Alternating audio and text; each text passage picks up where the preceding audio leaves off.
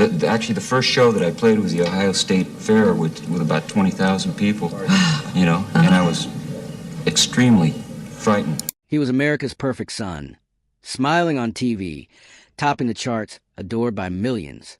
But behind the cameras, Ricky Nelson was a prisoner of his own fame, controlled by the parents who made him a star and broke him in the process. This is the dark, hidden story they never wanted you to know. The first show that I played was the Ohio State Fair with about 20,000 people, you know, and I was extremely frightened. Ricky Nelson earned millions as America's sweetheart, but he couldn't even buy movie tickets. His father controlled every penny. When Ricky begged for pocket money, he was told to collect soda bottles for change. Behind the perfect family image was a darker truth. Recently discovered contracts reveal how his own parents trapped him in a deal that stole his childhood and his fortune. But that's not the worst part. New evidence shows what really happened in those final years before the plane crash. The truth will destroy everything you believed about America's most famous family. He was born into a script someone else had written. On May 8, 1940, Eric Hilliard Nelson came into the world in Teaneck, New Jersey. But by the time he'd crawl, his name had already been rehearsed through microphones and stitched into studio contracts. His father, A.Z. Nelson, had already swung the big band arrow with baton in one hand and a vision in the other. His mother, Harriet Hilliard, had sung on vaudeville stages and smiled through film reels long before Ricky learned to stand. Their fame wasn't the kind that came and went. It was built into living rooms across America every week. And by October 1944, the adventures of A.Z. and Harriet had turned their family into the country's first sitcom royalty. The house Ricky grew up in didn't echo with bedtime stories or scraped knees. It pulsed with rehearsals, lighting checks, and scripts marked in pencil. Even before preschool, Harriet was teaching him how to control his breathing between verses. She never sent him to school at all. Not until she was satisfied he could sing a note without cracking. Ricky didn't ask to become a performer. He was raised like a product being polished for a showroom window shaped by his mother's schedule and his father's ambition. By the time he was 4, his name was already printed in call sheets. At 8, he stepped into the sound booth to replace the child actor playing him on the family's radio show. No one asked if he was ready. That wasn't part of the plan. He was a sickly boy, thin, quiet, with a chest that we through the night and skin that didn't seem made for cameras. Asthma kept him in bed more than recess ever would have. He wasn't bold or loud. He was slow to speak, observant, watching the world from behind a wall of studio lights and parental scripts. But in 1949, when Ricky and David finally played themselves on the airwaves, audiences didn't see the sickly kid. They heard jokes. They heard timing. They heard a little boy turning into a natural. Even at behind the scenes, Ricky was just doing what he was told. Within months, the show was pulling in 20 million listeners every week. Ricky was 9 and making $200 per episode. That would be around $4,500 today. But none of it reached his hands. A.Z. kept the money. All of it. Ricky was given an allowance, so small it barely covered snacks. While other kids traded baseball cards, Ricky's father was trading his son's fame for furniture and property, vacations, and investments. By the time Ricky was 16, he had $500,000 in his name, over $5.7 million today. But he couldn't touch any of it. At 18, he was paying 93% of his income to taxes. Once, just to take a girl to movies, he had to dig through soda bottles for change. In 1952, the family moved to Hollywood, and the radio show became a television show. The living room on screen wasn't just a set. It mirrored the real one. But for Ricky, the shift to TV meant even more visibility. He was no longer a voice in the ether. He was a face, a body, a public figure, and he didn't enjoy it. He couldn't make friends, couldn't walk alone, couldn't be late to set without his father pulling him aside. There were no sleepovers, no football games, no dances without permission. A.Z. would tell him, "The family is your world." And that was that. Ricky began hiding. Not physically. He couldn't, but internally. The smiling, perfect boy on TV was rarely the same boy backstage. He battled anxiety, often excusing himself from shoots to catch his breath. He'd panic before commercials. He'd get sick before scenes, Wetties ads, magazine covers, teenage heartthrob headlines. All of them felt like masks he couldn't take off. Friends would later say he had no idea how to be himself unless someone told him who that was. By 1955, the show had won Emmys, and Ricky's face was pinned on bedroom walls across the country. The Adventures of Azy and Harriet would run for 14 seasons, a record at the time with 435 episodes. It followed Ricky from age 8 to his 20s. It staged his first dates, first crushes, and musical awakenings. Everything felt real because it was presented as real, but off camera it was different. Ossie didn't just direct the show. He directed Ricky's life. From school to dating to money, everything was filtered through a script written by someone else. And Ricky was expected to hit his marks. When his asthma flared, producers hid vaporizers just out of frame. When he grew tired after 12-hour shoots, Harriet reminded him the family's image came first. Red Skeleton's producer once called him an odd little kid. But behind the oddness was exhaustion. Harriet admitted later that Ricky's cheerful demeanor was often forced. His illnesses weren't pauses. They were inconveniences to be worked around. He smiled for the audience and collapsed when the cameras stopped. And still the money flowed. In 1957 and 1958, Ricky was earning $5,000 per week. In today's money, that's over $50,000 a week. Yet none of it gave him freedom. Azy used the income to pay for their Hollywood Hills estate, the Cadillacs, the country club memberships. Ricky was given a $50 allowance. He once admitted that the only way he could buy something personal was to ask permission or sneak change. Even in high school, Ricky acted out, not with drugs or rebellion, but with pranks and absences. He failed English just to see what would happen. He skipped class to blast records and sneak off to see live music. He didn't want trouble. He wanted freedom. In music, he found it. It was the one place where his parents didn't fully control him. When he began recording his own songs, it was partly out of curiosity and partly out of desperation. He wanted a voice that wasn't filtered through a character. When Ricky Nelson was just 10, asthma hit him hard. Not just the kind that passed in a few days. This one lingered, forcing him to stay in bed for weeks while other kids were outside running, yelling, living. But Ricky wasn't resting. He was memorizing scripts. Azy Nelson, his father, called it preparation for greatness.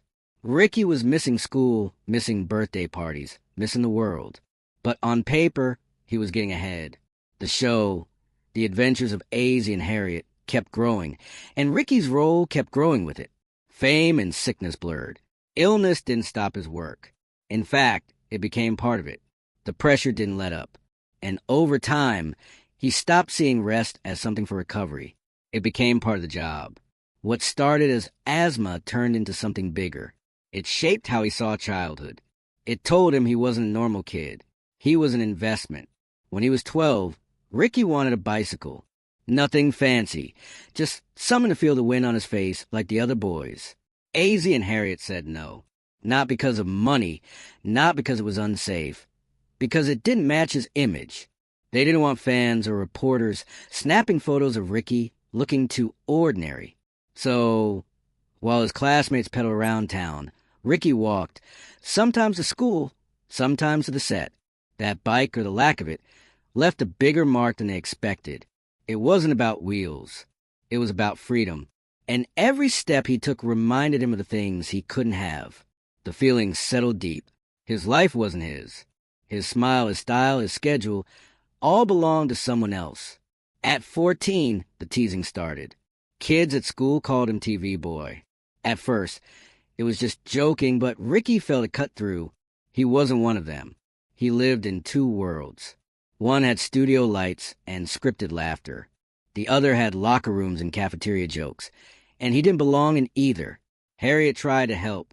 She arranged bonding moments on set, tried to turn the fake family into something real. But the warmth was staged, and Ricky knew it. The more they tried, the more it reminded him what he didn't have. The teasing didn't stop, and Ricky withdrew. He found more comfort pretending on camera than trying to connect off it. He wasn't growing up. He was being built. By 16, Ricky Nelson had made over $500,000. Adjusted to 2024, that was about $362 million. But he didn't feel rich. His parents gave him just $50 a week. The rest was locked away. They said it was to protect him from being spoiled. But Ricky didn't feel protected. He felt powerless. One night when he wanted to take a girl to the movies, he didn't even have the cash. So he gathered empty soda bottles, turned them in for coins, and bought the tickets that way. He later admitted it made him feel worthless. He was a star on screen. But in real life, he was just a kid counting nickels. The gap between who he was and who people thought he was kept widening. Even the dances were controlled. Ricky wasn't allowed to go to school parties or casual hangouts. AZ wanted everything chaperoned, clean, safe, scripted. So Ricky stood in rooms full of strangers his parents approved of, watched closely, told what to say, what not to say. There was no risk, but there was also no freedom. He couldn't stumble through awkward first dates, couldn't whisper dumb jokes to friends, couldn't just be a teenager. He once said he felt like a star, but not a person. Those years didn't give him memories. They gave him marketing. Then in early 1957, everything shifted. Ricky saw Elvis Presley on the Ed Sullivan Show, and it lit something in him. He wasn't thinking about the family brand. He just wanted to sing. He begged AZ to help. And on March 26, 1957, in a Hollywood studio, Ricky recorded I'm Walking and A Teenager's Romance. Both songs were released on April 24th. But before they even hit stores, Ricky performed them live on his family's show. Viewers watched the episode and raced to stores. The songs exploded. A Teenager's Romance hit number 2. I'm Walking reached number 17. Suddenly, Ricky wasn't just a quiet boy on TV. He was a teen idol. Verve Records didn't last. They clashed with Aussie over royalties and control. So by summer 1957, Ricky signed with Imperial Records. That contract changed everything.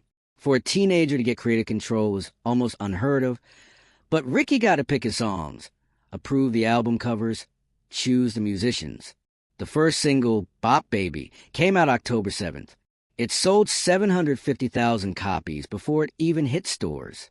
Eventually, it passed 1 million. It climbed to number 3 on the Billboard chart and number 5 on the R&B chart. It was clean, polished, different from the wild energy of Jerry Lee Lewis or Little Richard. Ricky didn't scream, he didn't shake, but he sold. Imperial paired the single with Have I Told You Lately That I Love You, betting on both rock and sweetness. The gamble worked. Billboard ranked Bop Baby number 42 for the year. His debut album, simply titled Ricky, followed shortly after. It mixed covers like Blueberry Hill and bopping the blues with his own hits. The album climbed to number 1. It stayed in the top 10 for months. Ricky was no longer just a TV son. He was the face of teenage rock. The blend of television and music turned out to be genius. AZ didn't stop there. He wove the songs into the show itself. One episode staged a fake studio recording of Startup just before the actual release. That one move sent demand soaring. When the song officially dropped on December 30th, 1957, it hit number 2 on the Billboard chart. It also charted on the R&B and country lists. That had never really been done before. A single crossing that many lines. Ricky's reach wasn't just wide. It was deep. In the summer of 1958, something new was about to change the face of American music forever. Billboard introduced a fresh chart called the Hot 100, and within just a few weeks, one song climbed faster than anyone expected. Poor Little Fool by Ricky Nelson shot up from number 18 to number 1 by August 4th. It stayed there for 2 full weeks, not just leading the Hot 100, but also topping the best-selling pop singles chart. No one had ever done that before. Nelson wasn't just on the radio. He was on television. He was in teen bedrooms across the country. By the end of the year, over 2 million records had been sold. Theater managers airing his family's TV show found themselves forced to call in police just to control the crowd. Letters poured in by the thousands to his studio. Some girls wrote every single day. He wasn't just a pop star. He was the first real teen idol America had ever seen. A few weeks later, on August 29, 1958, Ricky released something slower. Lonesome Town sounded soft, sad, and nothing like the rock and roll frenzy most people expected from a teen heartthrob, but it landed like thunder. The song climbed to number 7 on the Hot 100 and found itself sitting on the R&B charts, too. That didn't happen often for white artists in those years. It had backing vocals by the Jordanaires, the same group that sang with Elvis. People compare it to Love Me Tender. But this one hit differently. Teenagers, especially the heartbroken ones, said it helped them feel seen. Letters again flooded in. The song didn't just live on records and radio. It appeared again and again on The Adventures of Azie and Harriet, where Ricky played himself. Years later, it found a second life in Pulp Fiction, pulling a new generation into its echo of loneliness. Then came 1959, a year or so packed with hits it barely left space to breathe. Ricky Nelson released 6 singles that year. Every single one entered the top 40. Believe What You Say peaked at number 4. Never Be Anyone Else, but You reached number 6. Its late hit number 9. Altogether, his music stayed on the charts for 55 weeks that year. Elvis was away in the Army. Ricky took the spotlight. Concerts earned him $5,000 per night. His label didn't want the fire to cool. Producers rushed out new records almost monthly. Fan clubs exploded. Over 9,000 official chapters formed worldwide, all for a boy not yet 20. His sound bounced between up-tempo rock and soft ballads. It wasn't just kids buying. Parents bought, too. He was clean-cut. He was safe. He was everywhere. Then something wild happened. In June 1959, Nelson played a concert in New York. Over 10,000 girls showed up. Some had waited for hours. When he ended his set, the crowd surged forward, screaming, pushing, running. Police rushed in. They had to physically pull him from the stage and into a car. Girls banged on the windows, climbed the sides, chased it down the street. Newspapers the next day called it a riot. Other cities started to worry.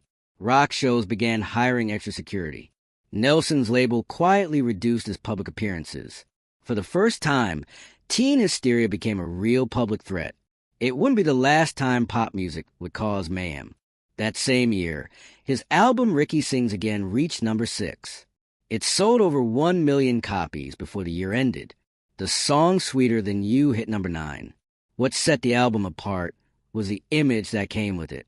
Ricky never shouted. He didn't smash guitars. He wore pressed shirts, smiled politely, performed on national TV in front of his parents. That clean image worked. Parents trusted him. Girls adored him. Record labels started copying it. They tried to build the next safe teen idol.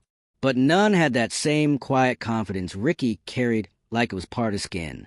By 1961, he released Traveling Man, a song that became something else entirely. It hit number 1 on May 29th and stayed there for 5 straight weeks. Over 6 million copies sold almost instantly. The song had started as a demo pulled from the trash.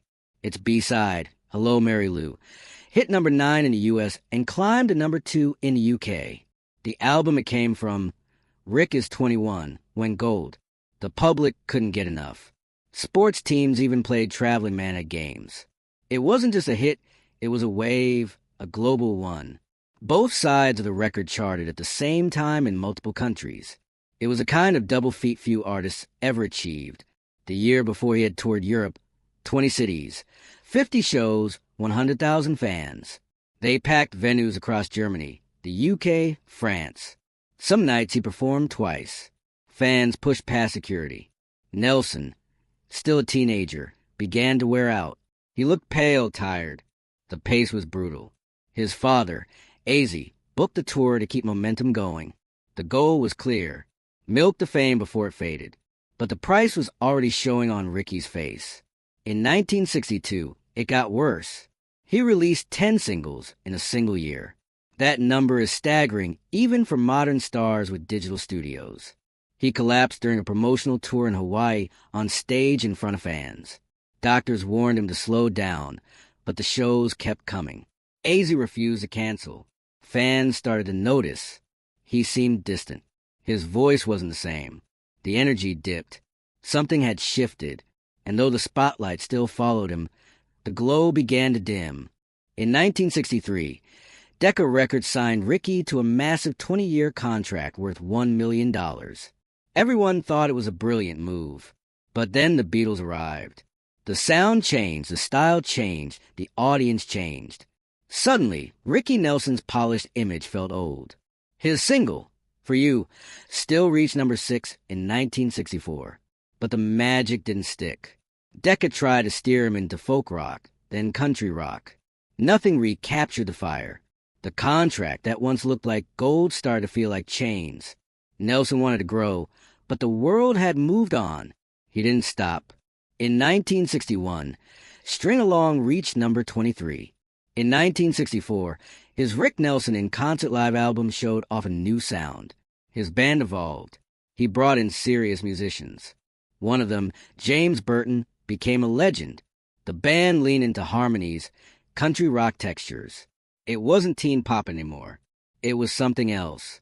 That something shaped the future. Randy Meisner, who later helped form the Eagles, played in Ricky's Stone Canyon Band in the early 1970s. Jackson Browne and Linda Ronstadt drew influence from the same sonic roots. It was called the California Sound, and Ricky helped build it. At just 12 years old, Ricky Nelson stepped into the world of film with Here, Come to Nelson's in 1952. It wasn't just a movie, it was a family affair. Shot at General Service Studios, the film was a natural extension of the adventures of Azie and Harriet, and it gave America a charming glimpse into the real-life Nelson household. With a modest budget and a simple plot about suburban life, the film tapped into post-war American values and quickly became a hit with families. Ricky didn't need a dramatic role to win hearts. Just being himself, the youngest Nelson was enough to make him a name everyone remembered. By 1958, he took a sharp turn. On General Electric Theater, Ricky played a troubled teen in an episode called The Wish Book. The show was known for its serious tone, and Ricky showed a new side of himself. Raw, emotional, not just a kid with guitar, but the real breakthrough came a year later. In 1959, at only 18, he landed the role of Colorado Ryan in Howard Hawks' Rio Bravo, standing alongside giants like John Wayne and Dean Martin. Everyone had doubts. Could a teen idol actually act in a serious Western? Hawk thought so, and he was right. Ricky's vulnerable, sincere performance turned heads. The film earned $4.5 million, and critics took him seriously for the first time. His Golden Globe nomination in 1960 for Most Promising Male Newcomer made it official. Ricky Nelson wasn't just a pop star. He was a rising actor. The next year, he co-starred with Jack Lemmon in The Wackiest Ship in the Army, playing Enan Tommy Reed. It was a quirky World War II comedy based on the real USS Echo shot in Hawaii and released in December 1960. The film made over $3 million and gave Ricky another boost. His charm worked on screen, even if some critics said he was still green compared to his music career. He didn't mind. For younger audiences, he was the draw. He followed that with Love and Kisses in 1965, a project directed by his father, Azie Nelson, starring alongside his real-life wife, Chris. The film tried to mix music and acting. Ricky even promoted it on Shindig by singing new songs, but the film didn't go far. It was sweet, but didn't make a dent. Still, Hollywood had already made up its mind. Ricky was too wholesome for darker roles. The studios liked him clean-cut, innocent, safe. He only got 5 film roles outside of music, and every attempt to break into edgier characters was met with rejection. He wasn't gritty enough, wasn't dangerous enough, and no matter how sincere his performances were, the industry had TYP cast him as a teen idol and couldn't see beyond it. As the 1960s pushed forward with anti-heroes and raw storytelling, Ricky stayed on the margins.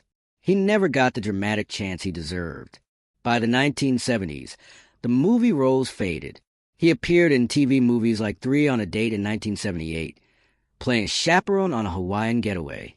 Then High School USA in 1983, where he played Principal Pete Kenny.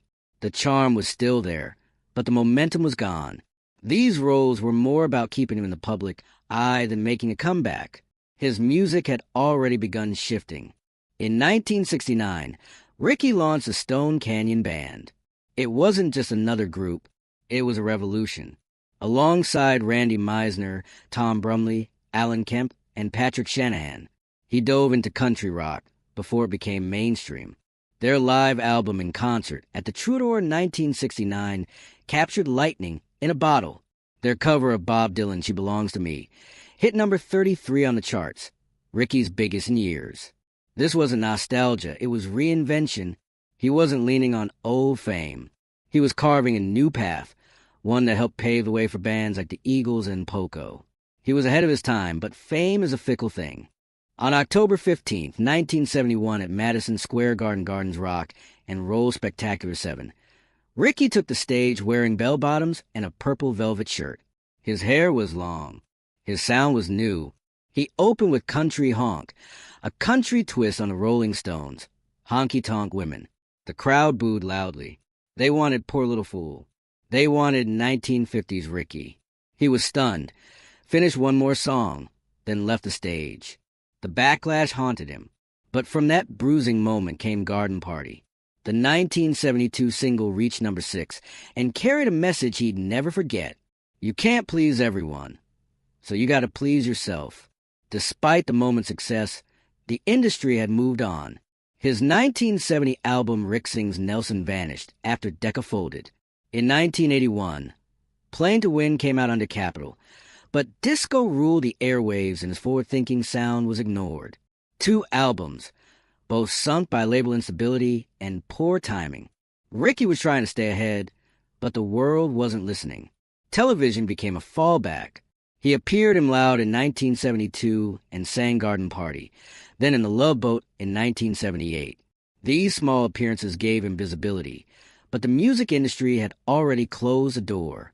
After 1972, none of his singles hit the top 40. His career drifted into nostalgia. His name kept alive by reruns and memories. Offstage, things were just as turbulent. He married Kristen Harmon on April 20th, 1963, after she became pregnant. They had 4 children, Tracy, Gunnar, Matthew, and Sam. But the marriage was fraught.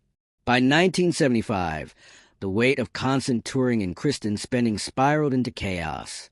They accused each other of addiction, dragged their battles through court, and after nearly 2 decades, the divorce was finalized in 1982. Ricky lost custody, paid over $1 million in legal fees, and was stuck with $4,000 monthly support. His family, once seen as the American ideal, lay shattered. And then came another blow. In February 1981, a woman named Georgian Crew gave birth to Eric Jukrew, claiming Ricky was a father. They'd met at a Playboy resort. A blood test confirmed paternity, but Ricky denied any involvement beyond $400 in monthly support.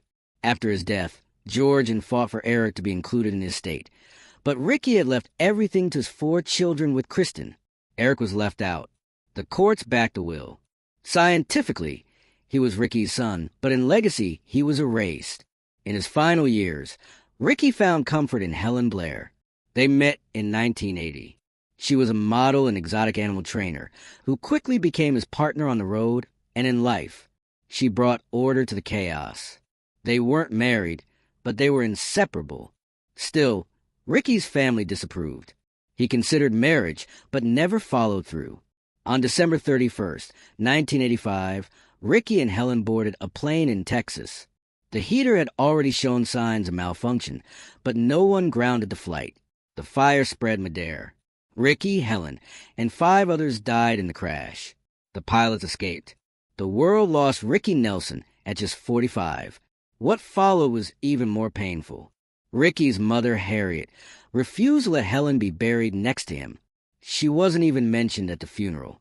Helen's family sued for $2 million in wrongful death, but the case was dismissed after a small settlement.